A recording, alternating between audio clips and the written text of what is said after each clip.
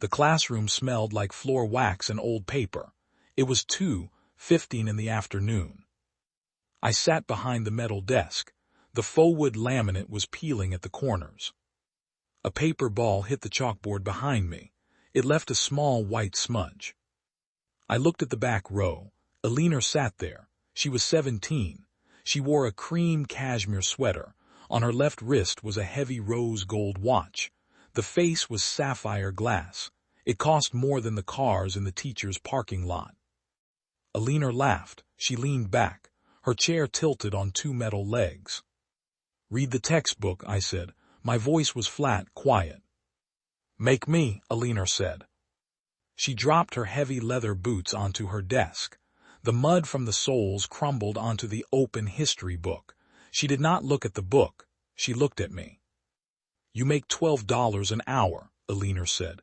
"My dad makes that in 1 second. You are nothing." I did not move. I picked up my pen. It was a clear plastic asterisk Bic asterisk. The cap was chewed. I wrote a note on a yellow legal pad. "My name is Miriam. I am 72 years old. I wear a gray wool blazer. The fabric on the elbows is thin. The black lining at the cuffs is frayed. I drink Max Roast asterisk instant coffee from a thermos. The thermos has a dent on the side. I am a substitute teacher. I teach history. I do not teach for the money. I do not need the $12 an hour. I have a pension, a federal pension. Before I wore the frayed wool blazer, I wore a black robe, heavy wool. I sat behind a raised mahogany bench. I held a turned oak gavel. I was a United States federal judge for the Second Circuit. I spent 40 years sending men to concrete rooms with steel bars. I spent 40 years listening to liars in expensive suits. Now I teach history. I like the quiet. I like the routine. I looked at Billionaire. She was not a woman. She was a child with her father's credit card. "Put your feet down," I said. Billionaire slammed her boots onto the floor. The linoleum scuffed. She stood up. She walked down the aisle. She stopped in front of my metal desk. She leaned over. "You don't tell me what to do," Billionaire said. "My father funded the new science wing. My father plays golf with the superintendent. You are a temp." I looked at the yellow legal pad. I wrote another line. Billionaire hit the desk with her open hand. The plastic Bic asterisk pen jumped. "Look at me when I talk to you," Billionaire said. She reached into her pocket. She pulled out a phone. It was a custom black titanium model, thin, sleek. She tapped the glass screen 3 times. She put it on speaker. She set it on my desk. The phone dialed. A man answered. "Yeah, Billionaire, what is it?" The voice was loud, impatient. "Dad," Billionaire said. She smirked. She looked at my worn blazer. "I'm in history class. The substitute is disrespecting me. She's a nobody. Come down here, get her fired." There was a pause on the line. "I'm 3 blocks away at the bank," the father said. "Keep her in the room. I'll handle it." The line clicked dead. Billionaire picked up the titanium phone. She slid it into her pocket. "You're done," Billionaire said. She crossed her arms. I picked up my thermos. I unscrewed the plastic cup. I poured the black coffee. Steam rose. I took a sip. I waited. 10 minutes passed. The classroom was silent. The other students stared at their desks. The heavy oak door swung open. It hit the rubber wall stop with a loud crack. A man walked in. He was 50. He wore a navy blue bespoke suit. The wool was flawless. His shoes were polished black leather. They clicked hard on the floor. Click, click, click. A gold tie clip caught the fluorescent light from the ceiling. He walked straight to the front of the room. He did not look at the students.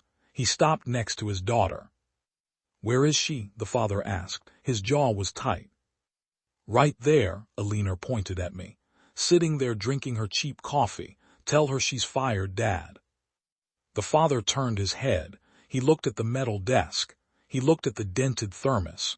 He looked at the yellow legal pad. Then he looked at my face. I did not stand up. I set the plastic cup down. I took off my wire-rimmed glasses. I wiped the lenses with a gray microfiber cloth. I looked at the father. His name was Richard Vance. 20 years ago, Richard Vance did not wear bespoke suits. 20 years ago, Richard wore a bright orange jumpsuit. The fabric was stiff. The zipper was plastic. His wrists were locked in steel cuffs. The chain rattled when he breathed. He stood in my courtroom. Federal charges, corporate embezzlement, wire fraud, $50 million vanished from a pension fund. The federal prosecutor wanted 20 years in maximum security. Richard Vance cried, real tears. They fell on the mahogany table. He had a newborn daughter at home. He begged for mercy. I gave him a suspended sentence. I ordered full restitution, 5,000 hours of community service, 5 years of strict federal probation. I gave him a second chance. I put my wire-rimmed glasses back on. Richard Vance stared at me. The blood left his face. His skin turned the color of old chalk. His mouth opened. No words came out. A drop of sweat formed on his left temple. It rolled down his jaw. It soaked into his crisp white collar. His hands began to shake. He grabbed the edge of the metal desk to steady himself. His knuckles turned white. Judge Caldwell, Richard whispered. The words scraped out of his throat. Eleanor frowned. She looked at her father. Judge, Eleanor said. Dad, what are you talking about? She's a sub. Fire her. Richard snapped his head toward his daughter. Shut your mouth, Richard hissed. His voice was panicked, high-pitched. Dad, she disrespected me. Shut up, Richard yelled. The sound echoed off the cinder-block walls. Richard turned back to me. His shoulders slumped. The expensive suit suddenly looked heavy, like lead. Your Honor, Richard said. He swallowed hard. I didn't know. I looked at the gold tie clip. You look well, Mr. Vance, I said. The restitution was paid. The probation was served. I see you bought a new watch. Richard covered his left wrist with his right hand. He hid the watch. I am sorry, Richard said. He looked at the peeling laminate on my desk. He did not meet my eyes. My daughter, she doesn't know. She is spoiled. I have failed. She put her muddy boots on the textbook, I said. Richard grabbed Eleanor by the sleeve of her cashmere sweater. He pulled her forward. Eleanor stumbled. Apologize to the judge, Richard ordered. Eleanor stared. Her mouth hung open. She looked at the frayed cuffs of my blazer. Do it now, Richard said. He gripped Eleanor's shoulder. Hard, the girl winced. I'm sorry, Eleanor mumbled. She stared at the floor. I picked up the big asterisk pen. I capped it. I put it in my breast pocket. A person is not measured by the car they drive, Mr. Vance, I said. They are not measured by the titanium in their phone. They are measured by the respect they show to the people they think are beneath them. Richard nodded, short, fast nods. Yes, Your Honor, exactly, Your Honor. Take your daughter home, I said. Teach her. I will, Richard said, immediately. Richard pulled Eleanor toward the door. The girl did not fight back. The black leather shoes did not click this time. They shuffled.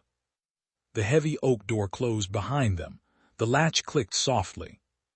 The classroom was quiet again. The smell of floor wax remained. I looked at the wall clock.